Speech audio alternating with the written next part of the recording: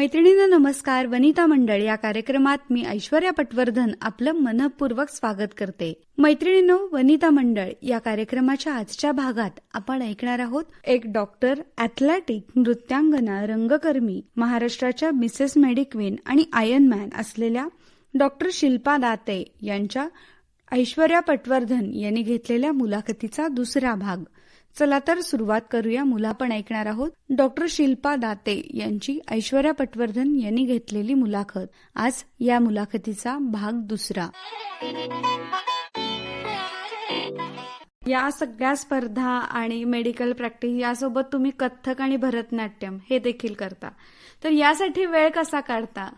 हे शास्त्रीय नृत्य प्रकार आता सध्या तरी मी फॉलो नाही करू शकत आहे. लहानपणी माझ्या आईची खूप इच्छा होती, कारण तिला नाच शिकायचा होता, पण घरी त्यावेळेस नृत्य शिकण्याची परमिशन नव्हती, त्यामुळे तिला तो नाही तिचं स्वप्न पूर्ण करता आलं. त्यामुळे मी मॉन्टेसरीमध्ये असताना तिने मला त्या नृत्याच्या क्लासला घातलं आणि तेव्हापासून मी 9वी पर्यंत त्या ज्या काही एक्झाम्स असतात त्या सगळ्या कंप्लीट करून माझं जे काही म्हणजे 9वी पर्यंत मला जेवढं शक्य होतं नृत्य फॉलो करणं तेवढं केलं.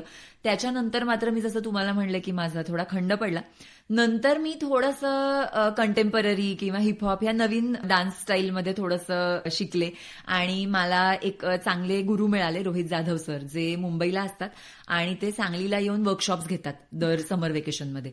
तर मी त्या 10-12 दिवस 15 दिवस जो काही वेळ असायचा तो काढायचे मुद्दामून आणि तेवढ्या 15 दिवसामध्ये माझे जे काही नृत्य शिकण्याची इच्छा होती तर ती त्यांच्याकडनं पूर्ण करून घ्यायचे. आता मला जमेल तसं जमेल त्या प्रकारे मी माझा जो काही छंद आहे तो मी जोपासते आणि लकीली मी थोड्याशा डान्स कॉम्पिटिशनमध्ये भाग घेते. त्यानिमित्ताने एखादा छान डान्स बसवून होतो, त्याची तयारी होते, नटायला मिळतं, छान छान फोटो काढता येतात, तर तेही मी करते. आणि आता नुकतीच जी महाराष्ट्र स्टेट कॉम्पिटिशन झाली त्यात माझा प्रथम क्रमांक आलाय, तर त्याच्यामुळे मला ती थोडीशी बाजू जपता येते, ह्याचा मला आनंद आहे. डान्स सोबतच तुम्ही एक रंगकर्मी पण आहे, तर नाटक किंवा याकडे कसं गेलात?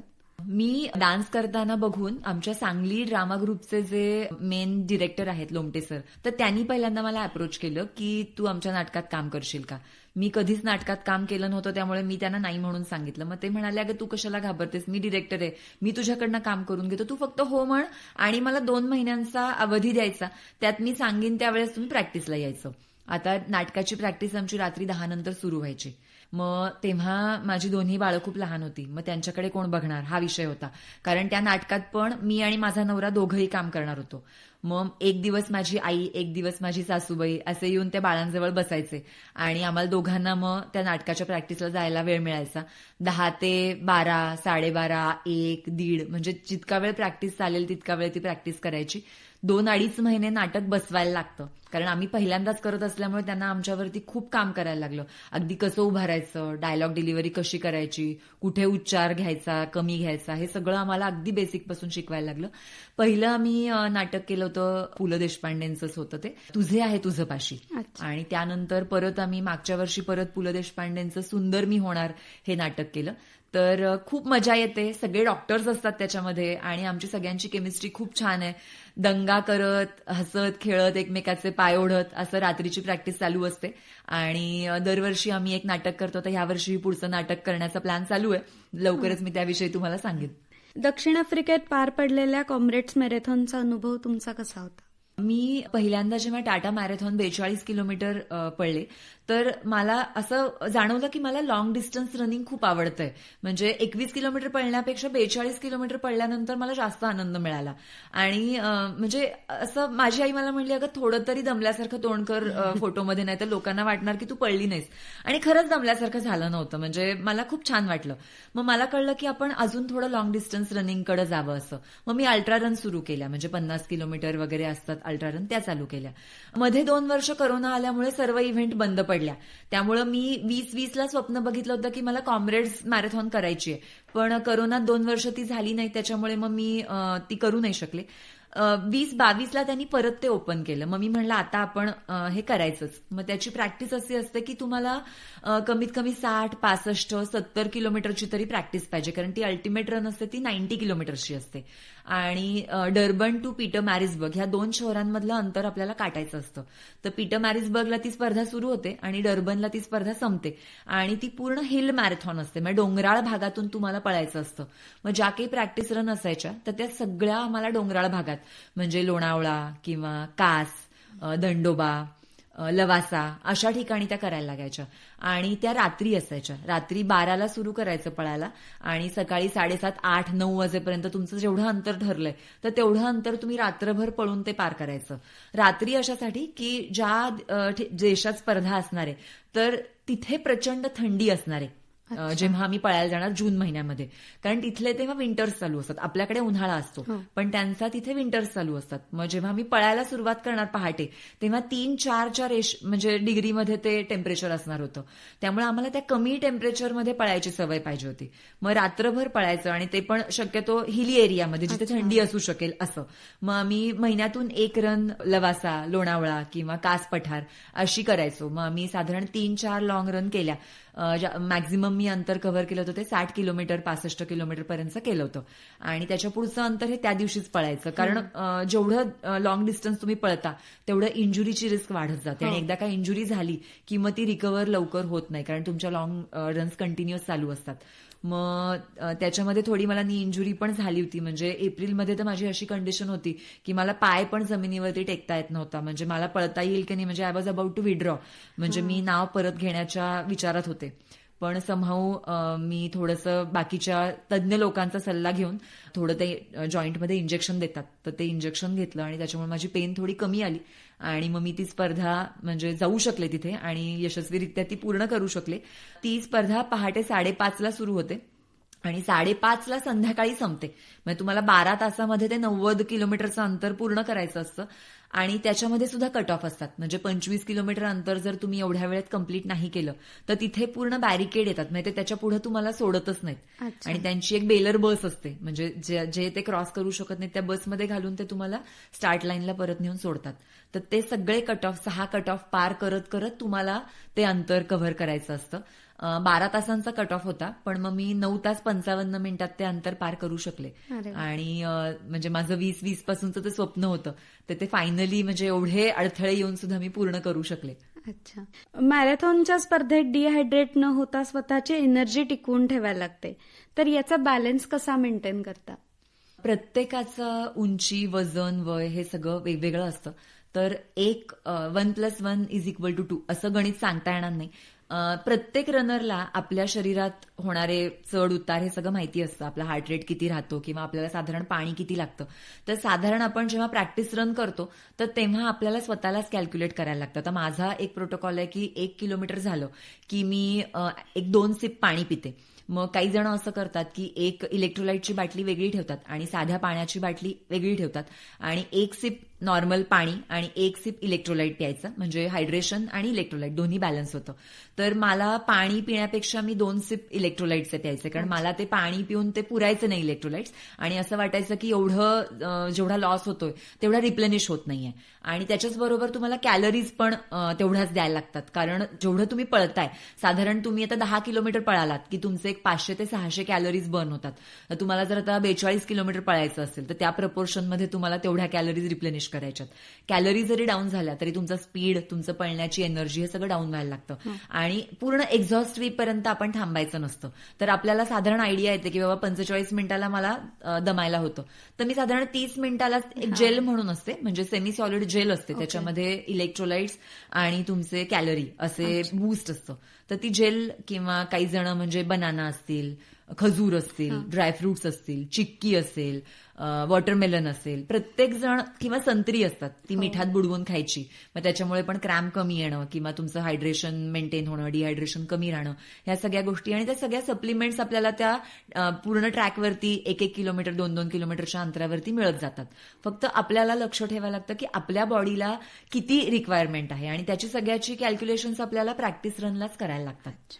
नक्कीच. मॅडम, याबरोबर तुम्ही महाराष्ट्राच्या मेडिक्वीन मिसेस सुद्धा आहे, तर या स्पर्धेचा अनुभव कसा होता आणि ही स्पर्धा कशा स्वरूपाची असते आणि तुम्ही कशा प्रकारे यात पार्टिसिपेट केलं? मी लहान असताना ना खूप ब्युटी पेजंट्स बघायचे. म्हणजे तेव्हा ऐश्वर्या रॉय किंवा सुष्मिता सेन वगैरे त्या अशा क्राऊन वगैरे त्यांना मिळायचे. तर माझी खूप इच्छा होती लहानपणापासून की आपण एकदा ब्युटी पेजंटमध्ये भाग घ्यावा. पण मगाशी म्हणल्यानुसार हे मेडिकलचा अभ्यास आणि ह्या सगळ्यामध्ये मला तो चान्स मिळाला नव्हता. 2019ला मला एक मिसेस मेडिक्वीन महाराष्ट्र म्हणजे फक्त जे डॉक्टर्स आहेत तर त्यांच्यासाठीच ती कॉम्पिटिशन होती आणि पुण्याला ती कॉम्पिटिशन अरेंज केली होती आणि त्याच्यामध्ये फक्त मॅरिड डॉक्टर्स यांच्यासाठी ती कॉम्पिटिशन होती. तर खूप छान त्याच्यामध्ये अनुभव होता. ह्या स्पर्धेविषयी आमच्या डॉक्टरांच्या ग्रुपमध्येच रजिस्ट्रेशनचा फॉर्म आला होता आणि ज्या दिवशी तो फॉर्म आला तर त्याच्या आदल्या दिवशीच त्या रजिस्ट्रेशनची डेट निघून गेली होती. तर मला कळेना मला तर भाग घ्यायचा आहे आणि तर मी काय करू. तर मी म्हणलं ठीक आहे, त्यांनी दिलेल्या नंबरवरती ट्राय करूया. मी त्यांना फोन केला. मी म्हणलं अहो सर असं असं एक दिवस उशिरा आमच्या ग्रुपवरती मेसेज आलाय तर तुम्ही मला प्लीज अलाउ कराल का. मग ते म्हणले मॅडम हा प्रॉब्लेम बऱ्याच ग्रुपवर झालाय आणि आम्ही 2 दिवस एक्सटेंड करतोय तर तुम्ही फॉर्म भरा. तर अशा प्रकारे मी उशिरा त्या फॉर्म भरला आणि रजिस्ट्रेशन त्यांनी मला अलाउ केलं. त्याचं प्रायमरी राऊंड सिलेक्शन होतं ते कोल्हापूरला होतं. मग तिथे त्यांनी 3-4 राऊंड ठेवले होते. पहिला इंट्रोडक्शन राऊंड असतो. मग त्यांनी त्याच्यामध्ये तुम्ही स्वतःविषयी माहिती द्यायची किंवा तुमचं जे काही स्पेशालिटी आहे त्याच्याविषयी माहिती द्यायची. रॅम्प वॉक असतो त्याच्यात एक राऊंड, एक फोटोशूटचा राऊंड असतो आणि मग तुमचं काही टॅलेंट असेल, मग कुणी नाटकात काम करत असेल, कुणी कविता करत असेल, कुणी डान्स करत असेल तर ते टॅलेंट तिथे दाखवायचं. मग ऑब्व्हियसली डान्स केला मी आणि रॅम्प वॉक त्यांनी अगदी बेसिक पासून म्हणजे कसं रॅम्प वॉक करायचं, कुठे पोजेस द्यायच्या, कसे टर्न घ्यायचे हे तिथे आधी आम्हाला शिकवलं. कारण आम्ही सगळ्याच ह्या फील्डमध्ये नवीन असल्यामुळे आम्हाला त्याची काहीच आयडिया नव्हती. खूप छान त्यांचे जे कोऑर्डिनेटर होते ते खूप प्रेमळ आणि म्हणजे त्यांची भीती वाटत नाही असे होते. तर त्याच्यामुळे त्यांच्याबरोबर ओपन अप झालो. त्यांनी अगदी आम्हाला खूप मनापासून सगळं शिकवलं आणि मी अगदी कॅज्युअली म्हणजे होईल की नाही तेही माहिती नव्हतं पण तो खूप एन्जॉय केला आणि नंतर 2 दिवसानंतर कळलं की पुढच्या राऊंडसाठी सिलेक्शन झालंय. तर तो जास्त प्रॉब्लेमॅटिक पार्ट होता कारण तिथे जाऊन 5 दिवस राहायचं होतं पुण्याला. त्यांचे 2-3 दिवस ग्रूमिंगचे सेशन असतात. मग ते तुम्हाला प्रत्येक राऊंडला वेगवेगळ्या प्रकारची समजा साडीचा राऊंड एक ट्रॅडिशनल राऊंड असतो किंवा तुमचा इंडो वेस्टर्नचा राऊंड असतो, वेस्टर्न राऊंड असतो, क्वेश्चन आन्सर राऊंड असतो. तर त्या सगळ्याविषयी माहिती देतात आणि मग तुम्हाला ते पूर्ण ट्रेन करून मग फिनाले असतो. आता पुन्हा तोच प्रॉब्लेम की मुलांना 5 दिवस घरी कोण बघणार. मग परत आई सासूबाई नेहमीसारख्या पाठीला तू जा पुढे आम्ही आहे असं. नवराही होता तो पण म्हणाला मी बघतो पोरांचं तू टेन्शन घेऊ नकोस. त्याच वेळेस सगळ्यात अवघड म्हणजे आमचं नाटकाची प्रॅक्टिस चालली होती कारण त्याच्या नेक्स्ट ज्या आठवड्यामध्ये मेडिक्वीनची कॉम्पिटिशन होती त्याच्याबरोबर 2 आठवड्यानंतर आमचं नाटक होतं तर त्याची प्रॅक्टिस चालली होती आणि मेडिक्वीनच्या नेक्स्ट वीकमध्ये टाटा मॅरेथॉन फुल मॅरेथॉन 42 किलोमीटर्सचं मी ऑलरेडी रजिस्ट्रेशन केलं होतं. तर ह्या सगळ्या गोष्टी कशा करायच्या हे मलाच कळेना. मग मी थोडा विचार केला की नको हे फार होईल मला आणि हे एवढं सगळं मला जमणार नाही. तर मी ऑलमोस्ट म्हणजे पुढचा फॉर्म नाही भरायचा असं ठरवलं. आणि मग माझी बहीण मला म्हणली अगं ताई तुला लहानपणापासून इच्छा आहे, एवढं तुला पहिल्या राऊंडला सिलेक्शन झालंय तर तू का नाही म्हणतीयस. तर मी म्हणलं अगं एवढं सगळं एकत्र कसं जमणार म्हणलं, त्यात मुलांच्या परीक्षा होत्या. ती म्हणली अगं तुझ्याकडनंच तर मी शिकले की कुठल्याही गोष्टीला नाही म्हणायचं नाही आणि तू जर असं म्हणालीस तर आम्ही कुणाकडे बघायचं, तू फॉर्म भर होईल तुझं, आम्ही सगळे तुला मदत करतो. मग आता एवढं सगळं इमोशनल सगळा मेलोड्रामा झाल्यानंतर त्या भावनेच्या भरात मी फॉर्म भरला फायनल राऊंडचा. मग तिथे जाऊन राहायचं वगैरे. आता प्रॉब्लेम आला की कॉस्ट्युम्स, कारण त्यांनी सगळ्या ह्याच्यासाठी कॉस्ट्युम्स दिले होते. मग आता पहिल्या राऊंडला एक ब्लॅक कॉस्ट्युम घालायचा होता, तो वेस्टर्न वेअर होता. आता सांगलीमध्ये तर काही एवढे आपल्याला चांगले अवेलेबल नाहीत. मग प्रॉब्लेम परत तो आलाच. आता त्या सगळ्या गडबडीमध्ये कुठेतरी पुण्याला जा, मुंबईला जा, बँगलोरला जा आणि शॉपिंग करा हे तर मला शक्यच नव्हतं. मग ऑनलाईन शॉपिंग हा एकमेव पर्याय होता. लकीली मला एक चांगला ड्रेस ऑनलाईन शॉपिंगचा मिळाला, त्याचं फिटिंगही बऱ्यापैकी जमलं, त्याच्यावर प्रॅक्टिसही केली. दुसरा जो इंडो वेस्टर्न आणि साडी राऊंड होता त्याची साडी ते स्वतःच देणार होते, त्यामुळे ते टेन्शन कमी झालं. चला एक टेन्शन, आणि त्याची ज्वेलरी पण तेच देणार होते, त्यामुळे तो काही विषय नव्हता. जो फिनाले क्वेश्चन आन्सरचा गाऊन होता तर तो त्यांना पेस्टल कलरमध्ये पाहिजे होता, म्हणजे थोडेसे इंग्लिश पेंट कलर असतात ते, आणि तो काही केला मला ऑनलाईन तो गाऊन मिळेना. मग शेवटी आता अगदी शेवटचे 4च दिवस उरले, मग जो कुठला येईल तो घेऊ. त्याचं फिटिंग जमेना. मग माझ्या घरी एक ताई आहेत, त्यांनीच त्याचं फिटिंग करून मला तो गाऊन कसा बसा शिवून दिला आणि म्हणलं चल जे काही आहे आता हेच आहे, ह्याच्यावरच आपल्याला काय करायचंय ते करायचंय. मग सायमल्टेनियसली जो टॅलेंट राऊंडसाठी डान्स होता तर त्याच्यावरती हॉवरबोर्डवरती मी डान्स करणार होते. हॉवरबोर्ड म्हणजे एक मशीन असतं, त्याला चाकं असतात आणि ते फिरत असतं. मग त्याची प्रॅक्टिस कंटिन्युअस चालू होती. मग तिथे पोहोचलो, पण खूप सुंदर म्हणजे ऑर्किड हॉटेलमध्ये त्यांनी आमची स्टेची सोय केली होती. 2-2 जणांमध्ये रूम शेअरिंग होती. तर एक नाशिकची माधुरी म्हणून मुलगी होती, ती माझी पार्टनर होती. आमची केमिस्ट्री खूप छान जमली आणि तिथे सगळे ऑल ओव्हर महाराष्ट्र, म्हणजे फक्त ॲलोपॅथी नाही, डेंटल असेल, आयुर्वेदा असेल, होमिओपॅथी असेल, फिजिओथेरपी असेल, सर्व पथीमधून पॉसिबल जेवढे डॉक्टर्स आहेत त्यातले सगळ्यातले सिलेक्टेड जे फायनल राऊंडला होते तर तेवढ्या सगळ्या जणी होत्या आणि प्रत्येकाशी बोलायला मिळालं, त्यांचे एक्सपिरियन्सेस ऐकायला मिळाले. ते तिथे म्हणजे तुम्ही आन्सर कसं द्यावं क्वेश्चनचं, किंवा तुम्ही एखाद्या ठिकाणी अडकलात तर काय करावं, किंवा एखाद्या क्वेश्चनचा आन्सर माहिती नाही तुम्हाला तर तुम्ही काय करायचं, किंवा तुम्ही एकदम ब्लॅकआउट झालात स्टेजवरती तर तुम्ही काय करायचं, हे सगळं त्यांनी आम्हाला शिकवलं. मेकअप बेसिक कसा करायचा, किंवा तिथल्या बाकीच्या ज्या गोष्टी आहेत, जे टिकेट्स म्हणतो, मॅनर्स असतो, ते सगळे शिकवले. मग ते सगळे राऊंड 1 बाय 1 होते. पहिल्या दिवशी इंट्रोडक्शन राऊंड होता, मग त्यातनं सिलेक्ट होत होत सेकंड राऊंड, मग तुमचा टॅलेंट राऊंड, असं करून शेवटच्या फिनालेला फक्त 13 जणी सिलेक्ट होणार होत्या. मग आदल्या दिवशी कळलं की त्या फिनालेच्या राऊंडला आपलं सिलेक्शन झालेलं आहे आणि त्यांनी त्या सगळ्या परफॉर्मन्सेसमधले फक्त 5च परफॉर्मन्सेस फिनालेला सिलेक्ट केले होते. तर त्यात माझा डान्सही सिलेक्ट झाला होता, त्यामुळे मी आणि खुश झाले. मग फिनालेला परत मग ट्रॅडिशनल राऊंड, वेस्टर्न राऊंड, हे सगळे त्यांनी सांगितल्यानुसार होत होत गेले. शेवटी मग आम्ही 5 फायनलिस्ट राहिलो आणि त्याच्यामध्ये क्वेश्चन आन्सर्समध्ये मग माझ्या आवडीचा क्वेश्चन आला की तुम्ही मदर अर्थला सध्या जे सगळे म्हणजे भेडसावणारे प्रश्न आहेत तर ते कुठले आहेत आणि तुम्ही तिचं काउन्सिलिंग कसं कराल. मग हा तर माझा म्हणजे मुलांचा अभ्यास घेण्यामुळं ते सगळे इतके म्हणजे अप टू डेट होते, तर त्याचा आन्सर मग मी खूप छान दिलं. आणि मग जेव्हा त्यांनी क्राउनिंग केलं तेव्हा खूप आनंद झाला आणि एवढ्या सगळ्या कष्ट आणि एवढ्या सगळ्या ह्याच्यातून ऍडजस्ट करत करत तिथं पोहोचू शकले आणि जिंकू शकले, ह्याचा आनंद म्हणजे अगदी शब्दात न सांगण्यासारखा होता. खूप छान एक्सपिरियन्स सांगितलात तुम्ही. याबरोबरच तुम्ही गव्हर्नमेंट मेडिकल कॉलेजला टीचिंगचं काम करता, तर त्याबद्दल काय सांगाल? कुठला विषय शिकवता आणि त्याचं तुमचं टायमिंग काय आणि तुमची स्पेशालिटी काय? मी गव्हर्नमेंट मेडिकल कॉलेज मिरज इथे असिस्टंट प्रोफेसर म्हणून 2010 मध्ये जॉईन झाले आणि 13 वर्ष मी शासकीय रुग्णालयात काम केलं. मी undergraduate teacher, post graduate teacher होते. नुकतंच मी आता शासकीय रुग्णालयातलं माझं काम सोडलंय आणि आता मी माझं प्रायव्हेट हॉस्पिटल चालू केलंय. गायनेकोलॉजिस्ट असल्यामुळे माझं टीचिंगचा सब्जेक्ट सुद्धा गायनेकोलॉजी हाच होता आणि दरवर्षी आमच्याकडे 150ची बॅच असायची, म्हणजे 150 MBBS स्टुडंट यायचे. मग त्यांचे लेक्चर्स घेणे, क्लिनिक घेणे, डेमो घेणे, हे सगळं म्हणजे त्यांना डॉक्टर तयार होण्यासाठी गायनॅक ह्या ब्रांचच्या विषयी जी जी माहिती पाहिजे तर ती सगळी त्यांना देणं आणि त्यांच्या परीक्षा घेणं, त्यांना काही अडचणी आल्या तर त्यांना मार्गदर्शन करणं. पोस्ट ग्रॅज्युएट म्हणजे आमच्याकडे दरवर्षी 12 MS ऑब्स्टेटिक आणि गायनॅकच्या ऍडमिशन व्हायच्या. मग पर इयर 2 PG स्टुडंट मिळायचे. मग त्यांना थिसिसचं टॉपिक देणे, त्यांना अगदी सर्जिकल हाताला धरून सिझर कसं करायचं, डिलिव्हरी कशी करायची, हिस्टेरेक्टमी कशी करायची, ट्युबेक्टमी कशी करायची, हे सगळं त्यांना शिकवायचं. हे PG टीचरचं काम असतं. तर हे अगदी आनंदाने मी 13 वर्ष केलं, पण आता काही कारणांनुसार मग मी तो जॉब आता जस्ट सोडलेला आहे. मॅडम, आपल्या मैत्रिणींना सुद्धा रोज स्वतःचा फिटनेस ठेवण्यासाठी व्यायाम करायची इच्छा असते, पण सकाळी मला वेळच नसतो किंवा कामातनं वेळच मिळत नाही, अशी अनेक कारणं त्या सांगतात. तर या मैत्रिणींना एक डॉक्टर म्हणून काय सांगाल? मी असं सांगेन की एखादी गोष्ट करण्याची इच्छा असेल तर माणूस त्याच्यासाठी वेळ काढतोच, आणि एखादी गोष्ट करण्याची इच्छा नसेल तर त्याला आपण 100 काय 200 एक्सक्युजेस निर्माण करू शकतो. तर सकाळीच व्यायाम केला पाहिजे असं काही बंधनकारक नाहीये. म्हणजे सकाळी व्यायाम केल्यानंतर त्याचे फायदे नक्कीच जास्त आहेत, पण दिवसातून मी तर म्हणते तुम्हाला जेव्हा वेळ मिळेल. तर मी गायनेकोलॉजिस्ट आहे, मी पण अशी गॅरंटी देऊ शकत नाही की मी रोज सकाळीच व्यायाम करू शकेन. एखाद्या दिवशी खूप इमर्जन्सी आली, मला त्या दिवशी सकाळी नाही जमलं किंवा त्या दिवशी खूप हेवी असेल तर मी माझं सगळं काम संपल्यानंतर रात्री सुद्धा व्यायाम केलेला आहे. किंवा समजा एखाद्या दिवशी वाटलं दुपारी आपल्याला रिकामा वेळ आहे, दुपारीही तुम्ही व्यायाम करू शकता.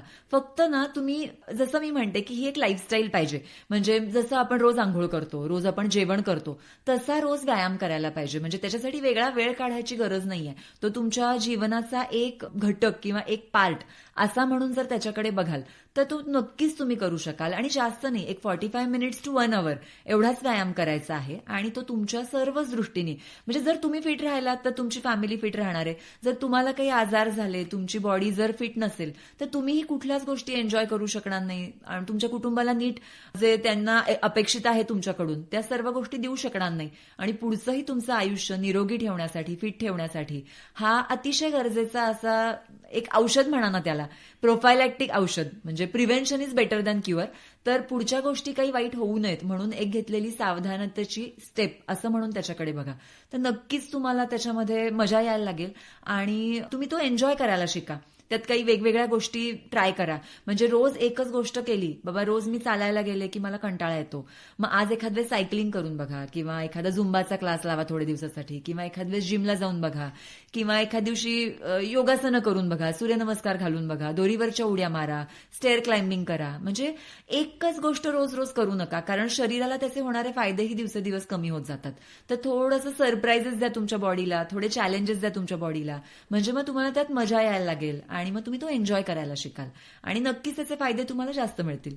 मॅडम, तुमचे आंतरराष्ट्रीय स्तरावर स्त्रियांच्या आरोग्याविषयी 8 शोध निबंध प्रकाशित झालेत, तर यामध्ये काम करावं असं कसं काय वाटलं? आम्ही जेव्हा गव्हर्नमेंट मेडिकल कॉलेज मिरजला काम करतो तर आमच्याबरोबर आमचे पीजी स्टुडंट असतात. तर आम्ही थिसिस म्हणजे त्यांनी एक शोधनिबंध तयार करायचा असतो, तर त्यांच्याबरोबर काम करायचो. तर त्याच्यामुळे बऱ्याच गोष्टींवरती, म्हणजे कंपॅरेटिव्ह स्टडी असतील किंवा केस कंट्रोल स्टडी असतील, तर त्याचे बरेच आम्ही दरवर्षी 2-2 स्टुडंट असल्यामुळे ते स्टडी बरेच केले आणि त्याच्यामुळे त्यातले जे रिझल्ट्स होते तर ते पब्लिश केले की बाकीचे लोक सुद्धा त्याच्यामुळं, म्हणजे आपण म्हणतो ना मागच्याच ठेच पुढचा शहाणा, तर त्यांना त्याविषयी माहिती मिळू शकते. तर त्याच्या दृष्टीने मग ही नियतकालिकामध्ये जे इंटरनॅशनल जर्नल असतात त्याच्यामध्ये मी तो पब्लिश करायचं ठरवलं.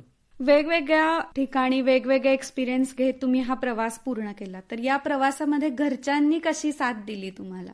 खरं तर घरच्यांमुळेच हे शक्य आहे असं एका वाक्यात मी सांगेन. कारण गायनॅक सारखी इमर्जन्सी ब्रँच, सिव्हिल हॉस्पिटलचा जॉब, घरात 2 जुळी मुलं आणि एवढे सगळे छंद, तर हे सगळं म्हणजे खरं तारेवरची कसरत होते. म्हणजे कधी कधी असं होतं ना की मला असं वाटतं की 24 तासाच्या ऐवजी 48 तास जर मला मिळाले असते तर माझे छंद मी पुरवू शकले असते.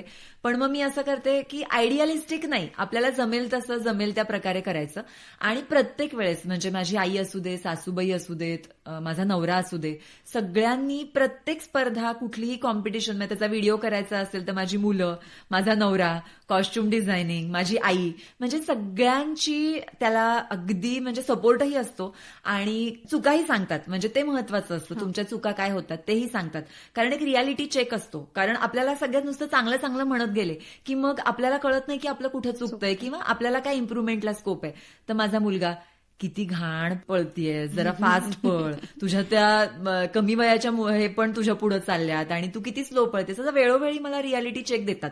तर त्याच्यामुळे इम्प्रुव्हमेंटही होते आणि ज्या ठिकाणी खरंच मदतीची गरज आहे तेव्हा एक लकी गोष्ट की सासर आणि माहेर दोन्ही सांगलीमध्ये असल्यामुळे मला 2-2 आया मिळाल्या मदतीला. आणि नवरा सुद्धा खूप ओपन आहे, म्हणजे कुठल्याही गोष्टीला हे करायचं नाही किंवा हे चालणार नाही असा कधीच अप्रोच नव्हता. आणि लहानपणापासून म्हणजे माझे वडील सुद्धा कधी कुठल्या गोष्टीला विरोध नाही, तुम्ही तुमचे निर्णय घ्या, त्याचे जे काही आफ्टर इफेक्ट्स असतील त्याची पण जबाबदारी तुम्ही स्वतः घ्या, तरच तुम्ही शिकता, असा अप्रोच होता. तर त्याच्यामुळे नक्कीच पूर्ण सर्व कुटुंबियांचे मनापासून धन्यवाद. एवढं सगळं मला टॉलरेट करतात, एवढं सगळं मला सपोर्ट करतात आणि त्यांच्यामुळेच हे शक्य आहे, नाहीतर हे इम्पॉसिबल आहे. तर मॅडम, आकाशवाणी सांगलीच्या स्टुडिओत आज तुम्ही आलात आणि तुमच्या या सगळ्या प्रवासाबद्दल इतकी छान माहिती सांगितली आपल्या मैत्रिणींना, त्याबद्दल आकाशवाणी सांगलीतर्फे तुमचे खूप खूप धन्यवाद. थँक्यू. मलाही इथे बोलवून माझ्या मनातल्या गोष्टी मैत्रिणींपर्यंत पोहोचवायचा तुम्ही हा जो छान प्लॅटफॉर्म मिळवून दिलात त्याबद्दल मीही खूप खूप धन्यवाद. थँक्यू.